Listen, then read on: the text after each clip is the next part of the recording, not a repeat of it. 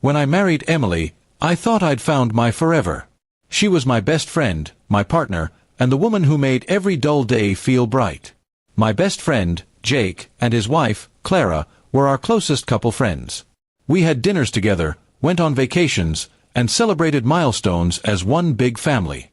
But behind those smiles and friendly hugs, a storm was brewing, one I didn't see coming. It began subtly. Emily started spending more time catching up with Jake and Clara, saying they were helping her with some charity project.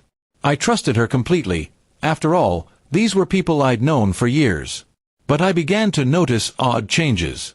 She was dressing differently, acting secretive, and laughing a little too loudly at Jake's jokes. Still, I ignored the signs, telling myself that paranoia ruins marriages. One Friday evening, she came home late. Her hair was messy, and she looked flushed. When I asked, she shrugged it off, saying, "We were discussing something private." Her tone was cold, unlike the woman I knew. My gut screamed something was wrong, but love makes you blind. I didn't want to believe she could betray me, especially not with the very people I called family. Weeks later, while Emily was in the shower, her phone buzzed. I never snooped, but something made me pick it up. The group chat was named The Open Circle. My blood froze as I read their messages, flirty exchanges, photos, and even plans that made everything clear. Emily, Jake, and Clara were involved together. They called it an open marriage, a modern arrangement that apparently didn't require my consent. My world collapsed. When she came out, I was sitting on the bed with her phone in my hand. "What is this?" I asked quietly. Her face paled, but then she straightened up, defiant. "You're overreacting," she said. "We agreed to explore, didn't we?" I was speechless. "Explore?" I echoed. "Emily, that was your fantasy, not our agreement." She rolled her eyes, saying, "You're too traditional, Daniel. Jake and Clara understand freedom." The words burned deeper than any wound. My wife, the woman I'd built a life with, had not only cheated but twisted morality to justify it. I left the house that night and stayed with my brother, pretending everything was fine.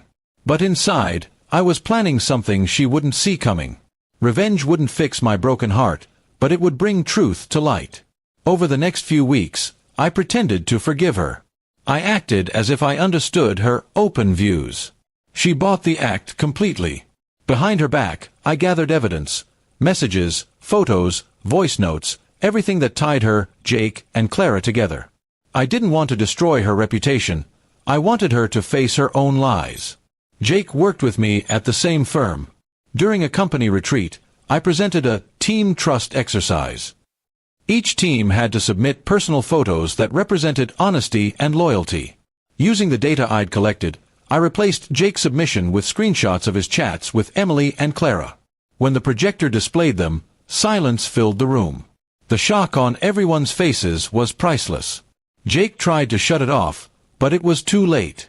The fallout was brutal. Jake's marriage with Clara shattered instantly. She hadn't known he was secretly meeting Emily without her consent. Emily was exposed as the center of the deception. My boss pulled me aside later, telling me he'd never seen betrayal unfold so openly. Jake was fired for unethical conduct, and Clara filed for divorce. Emily came home that night, trembling with rage. "How could you humiliate me like that?" she screamed. I looked at her calmly. "You called it an open marriage," I said. "I just opened it for everyone to see." Her face fell, and for the first time, she looked genuinely scared. She tried to guilt me, cried for forgiveness, claimed it was a mistake of emotions. But by then, my heart had turned to stone. I packed my things and filed for divorce the next morning. In court, the evidence spoke for itself. She walked out with nothing, no house, no respect, no friends. Jake tried to reach out to me later, apologizing, saying he'd lost his mind. I blocked him without replying. Clara, however, thanked me. She said my actions freed her from a toxic marriage she didn't realize was broken. Months later, I moved to a new city, away from the chaos. Healing took time, but peace eventually returned. Sometimes, I'd catch myself remembering the laughter we once shared, the dinners, the friendships, but then I'd remind myself of the lies beneath those smiles. In the end, I learned something powerful. Betrayal is never about love, it's about selfishness disguised as freedom. My revenge didn't just expose them, it gave me back my dignity. I lost a wife and 2 friends, but I found something far more important: the courage to never let deceit define me again.